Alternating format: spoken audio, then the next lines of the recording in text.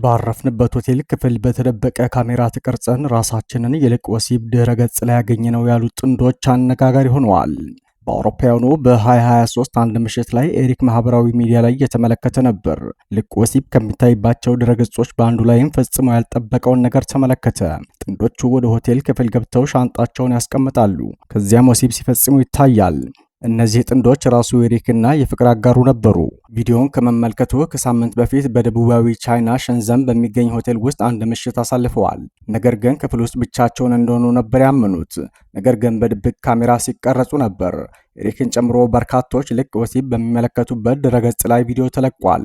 ኤሪክና ፍቅረኛው በቆዩበት የሆቴል ክፍል ውስጥ የተገጠመው ድብቅ ካሜራ እንቅስቃሴያቸውን እየተከታተለ ሲቀርሳቸው ነበር።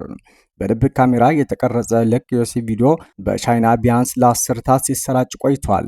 ሴቶች ሆቴል ውስጥ ሲገቡ ድብቅ ካሜራ ተገጥሞ ከሆነ ማወቅ የሚችሉባቸውን መንገዶች በማህበራዊ ሚዲያ ላይ ጥቆማ የሚሰጡ ሰዎች እየተበራከቱትም ያለ ምክንያት አይደለም።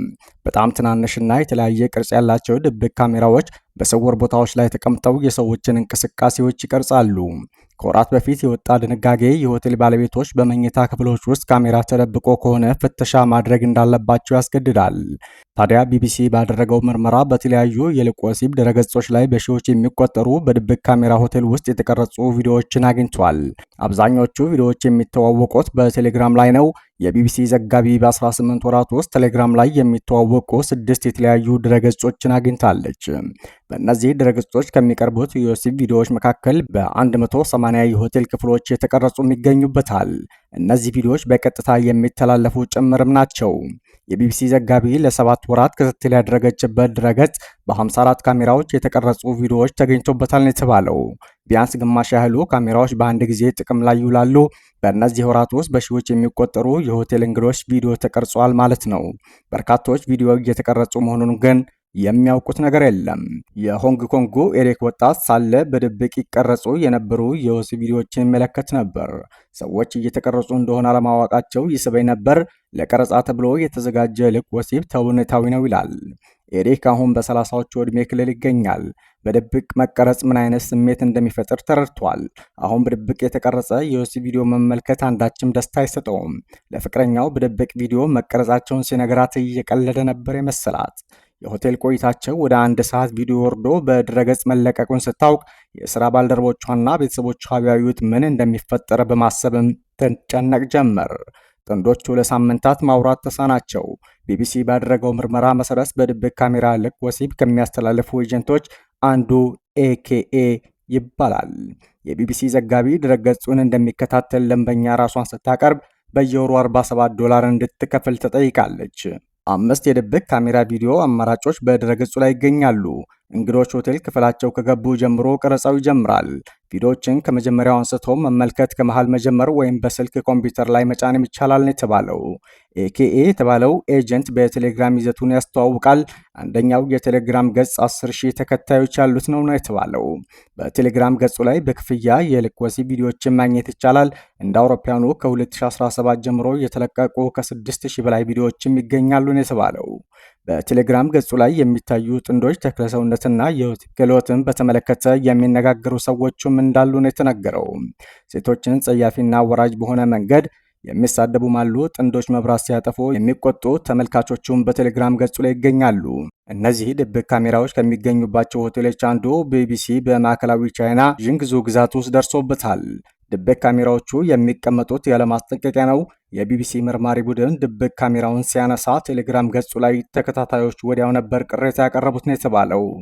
ያ የሆቴል ክፍል በጥሩ ሁኔታ ድምፅ ይቀርጽ ነበር፣ ካሜራው መነሳቱ ያሳዝናል ሲሉም ለኤኬኤ ጽፈዋል። ኤኬኤ ብዙም ሳይቆይ በሌላ ሆቴል ክፍል ውስጥ ሌላ ድብቅ ካሜራ ሲገጥም ተከታታዮቹ ደስታቸውን ገልጸዋል። በምን ያህል ፍጥነት አዲስ ካሜራ እንደገጠመን አያችሁ አይደል? አስደናቂ አይደለምን? ሲል ኤኬኤ በቴሌግራም ገጹ ላይም ጽፏል። ቢቢሲ በ18 ወራት ምርመራው እንደ ኤኬኤ ያሉ በርካታ ኤጀንቶችን አግኝቷል ነው የተባለው። ከደንበኞቻቸው ጋር ከሚያደርጉት ንግግር በመነሳት ለሌሎች ተቀጥረው እንደሚሰሩ ለማወቅም ተችሏል። እነዚህ አካላት የካሜራ ባለቤቶች የሚባሉ ሰዎች ድብቅ ካሜራዎች በሆቴሎች በማስገጠም የቪዲዮ ስርጭቱን ይቆጣጠራሉ። የቢቢሲ ዘጋቢ ማንነቷን ሳትገልጽ ከኤኬኤ ጋር ባደረገችው ንግግር ላይ የካሜራ ባለቤት የሚባለን ሰው ማንነት በድንገት አጋልጦላታል። ወንድም ቻን ብራዘር ቻን የተባለ ሰው ማንነት ያጋለጠበትን የጽሑፍ መልእክት ወዲያው አጥፍቷል። ብራዘር ቻን የተባለው ግለሰብ ግን እንደ ኤኬኤ ኤጀንት እንደሆነና ከእሱ በላይ ላሉ ተቀጣሪዎች እንደሚሰራ ከመግለጽ የዘለለ መረጃ አልሰጠም። ኤኬኤ ከሚያዝያ ወዲህ ባሉት ወራት ብቻ ቢያንስ $22,000 እንዳገኘ ይገመታል። የቻይና ስታቲስቲክስ ቢሮ መረጃ እንደሚያሳየው አምና በአገሪቱ አማካይ ገቢ ተብሎ የተመዘገበው ገቢ $6,200 ነው። በቻይና ለድብቅ ቀረጻ የሚውል ካሜራ መግዛትን የሚከለክል ድንጋጌ ቢኖርም በአንድ ገበያ ውስጥ በቀላሉ መሸመት እንደሚቻል ቢቢሲ ደርሶበታል። በሆንግ ኮንግ የሚገኘውና በድብቅ የተቀረጹ የወሲብ ቪዲዮዎችን በማጥፋት ተጎጂዎችን የሚረዳው ሬንሊሲስ የተባለው የተራድኦ ድርጅት እንደሚለው ቪዲዮዎችን መሰረዝ ቀላል አይደለም። ቪዲዮዎችን ከገጹ እንዲያጠፋ ለቴሌግራም የሚላከው መልእክት ምላሽ እንደማያገኝም ተቋሙ ይገልጻል። የቴክኖሎጂ ኩባንያዎች ትልቁን ኃላፊነት ይሸከማሉ። ይዘቶች የሚሰራጩት እነሱ ያወጡትን ፖሊሲ በመከተል ነው ሲልም ለቢቢሲ አስታውቋል። ቢቢሲ ስለ ኤኬ እና ብራዘር ቻድ ድርጊት ቢያሳውቅም ኩባንያው እርምጃ አልወሰደም። ሆኖም ግን ቢቢሲ መረጃውን ለቴሌግራም ከሰጠ ከ10 ቀናት በኋላ ኩባንያው ያለ ፍቃድ የወሲብ ይዘት ማስተላለፍ በቴሌግራም ፖሊሲ መሰረት የተከለከለ ነው፣ በሚሊዮኖች የሚቆጠሩ ጎጂ ይዘቶችን እንድናጠፋ ጥቆማዎች ይደርሱናል ሲል አስተያየት ሰጥቷል። ቢቢሲ በድብቅ ካሜራ በሚደረግ ቀረጻ የሆቴል እንግዶች ላይ ብዝበዛ እየተፈጸመ እንደሆነ ለኤኬ እና ብራዘር ቻን ቢገልጽ ምላሽ አልሰጡም። ከቀናት በኋላ ቪዲዮዎችን ለማስተዋወቅ የሚጠቀሙባቸውን የቴሌግራም አካውንቶች አጥፍቷል። ኤሪክ እና ኤሊም በደረሰባቸው ነገር ከገጠማቸው ድንጋጤ አልወጡም። ሆቴል ውስጥ ማረፍ አቁመዋል። ሰዎች አይተዋቸው ማንነታቸውን እንዳይለዩ በሚል ኮፍያ አድርገው መንቀሳቀስ ጀምረዋል። የወሲብ ቪዲዮአቸው በድጋሚ ተለቆ ሊሆን ይችላል በሚል ስጋት ኤሪክ ቴሌግራምን አልፎ አልፎ ያስሳል። ቴሌግራም ላይ የወሲብ ቪዲዮ መመልከት ግን ማቆሙን ይናገራል።